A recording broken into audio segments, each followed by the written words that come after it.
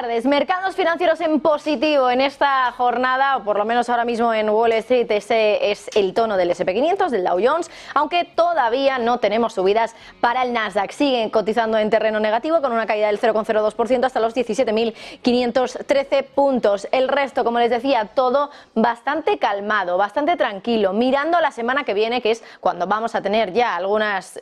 citas que pueden afectar a los mercados. Entre ellas, por ejemplo, la reunión de tipos de la Reserva Federal, que se va a producir el próximo miércoles, donde no se espera ningún cambio, pero sí que Jerome Powell pueda dar más pistas sobre hacia dónde van a ir los tipos de interés. Además, también tendremos grandes resultados, por ejemplo, los de Apple, que serán aproximadamente a mediados de semana. Y vamos ya con algunas noticias importantes, noticias relevantes que acabamos de conocer en la última hora. Ya saben que hace un ratito, a las 2:30 de la tarde, teníamos el dato de inflación PCE, que ha quedado en el 2,6%, igual que lo que se esperaba, y la subyacente, aquí es donde hemos tenido la parte más positiva, ha bajado hasta el 2,9%, más de lo que estaba estimando el mercado, que pensaba que del 3,2 iba a bajar al 3%. Bueno, pues como siempre, como viene siendo habitual, Joe Biden, a través de la Casa Blanca, emite un comunicado donde explica cuál es su visión del dato de inflación que ha salido. Bueno, pues les voy a leer el comunicado. Dice: esta mañana hemos sabido que la inflación ha estado en el punto de referencia de la prepandemia, de antes de que llegara la pandemia, del 2%, y así lo ha sido en los últimos 6 meses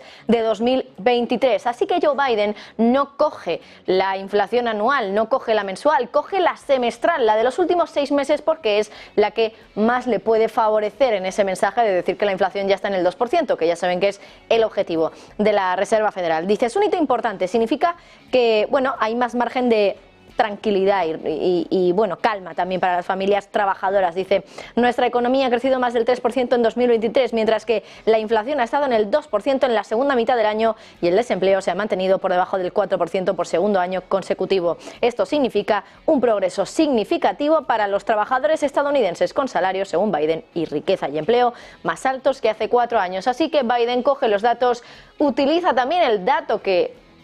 prefiere, con el periodo que prefiere, en este caso los últimos 6 meses, para vender que la inflación ya está en el 2% en Estados Unidos. Más noticias.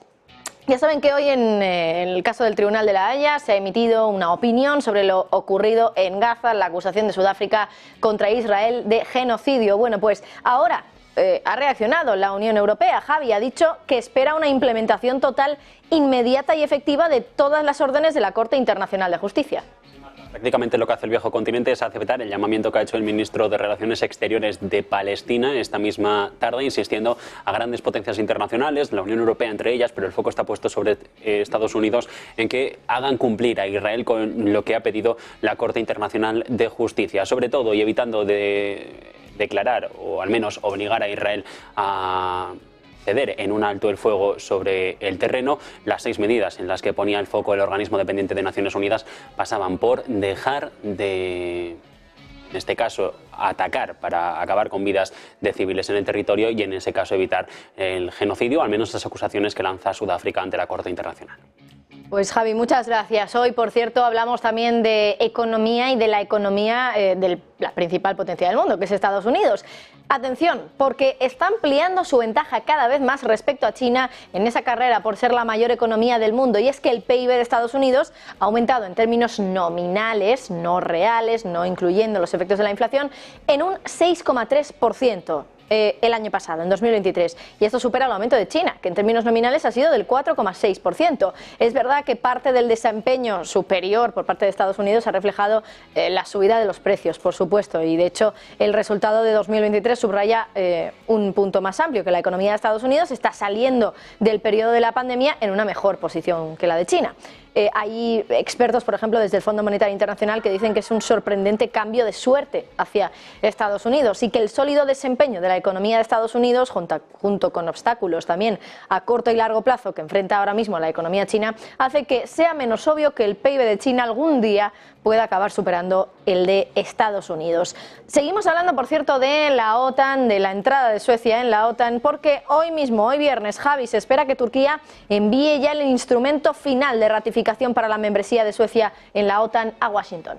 Después, apenas 48 horas después de que el Parlamento turco ratificara esta decisión y por lo tanto diera esa vía libre a Estocolmo para entrar en la Alianza Atlántica, a la espera todavía del visto bueno por parte del Parlamento de Hungría, el que todavía paraliza esta integración. La realidad es que los líderes turcos y estadounidenses se están moviendo ficha para acelerar el crecimiento de la OTAN y en este caso, a la espera de Turquía, también se allana el camino, como comentabas, para la compra por parte de Ankara a Washington de los F-16 estadounidenses. Estos caza que ya son tecnología más olvidada en los Estados Unidos después de que Lockheed Martin, el desarrollador, tenga en cartera los F-35. Recep Tayyip Erdogan ha aprobado la membresía de Suecia en las últimas horas después de que el Parlamento, como te comentaba, respaldara la decisión, más de 20 meses después de que se empezara a poner en marcha este procedimiento y mientras tanto a la espera de que este documento, según el órgano legislativo de la OTAN, llegue a los archivos de la alianza en Estados Unidos, en Washington,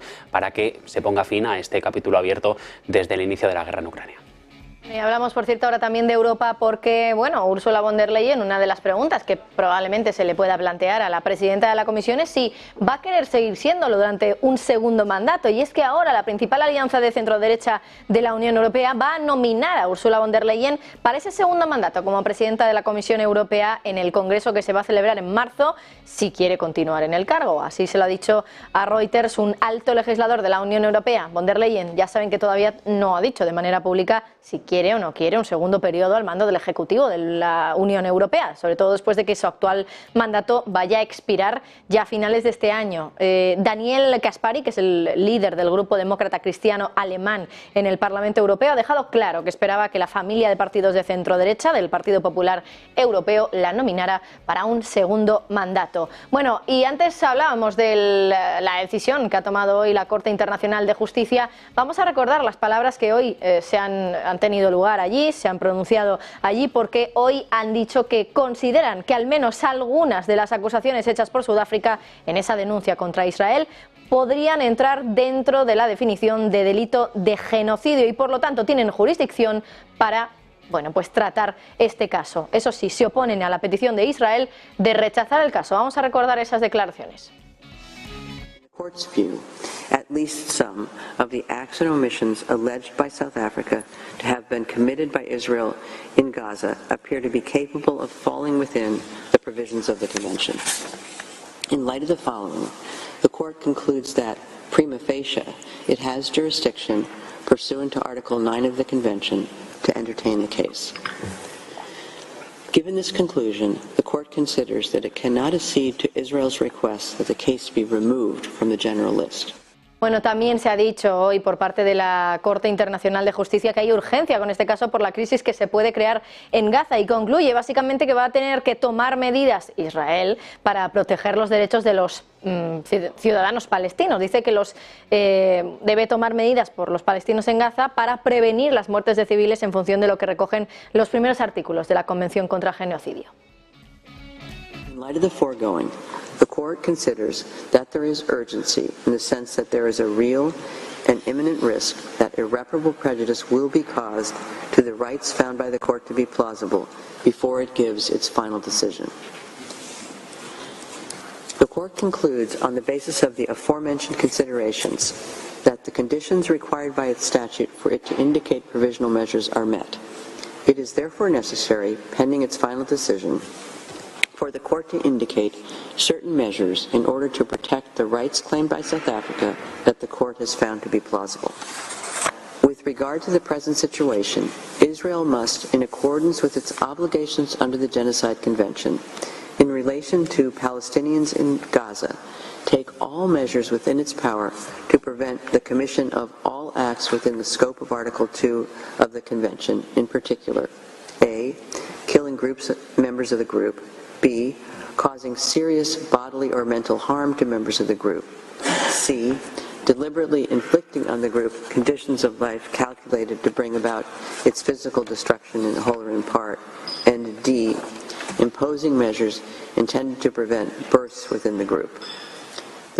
Bueno, y otro de los temas, por supuesto, mirando a Oriente Medio, es todo lo que sucede con el Mar Rojo, y es que hoy China parece que ya está cansada de la situación en el Mar Rojo y ahora ha reiterado esa llamada a los hutíes para que detengan los ataques contra el transporte marítimo en el Mar Rojo, Javi. Comentarios que llegan después de que Pekín supuestamente se haya filtrado que ha pedido a Irán que deje de financiar a milicias en la zona de Oriente Medio,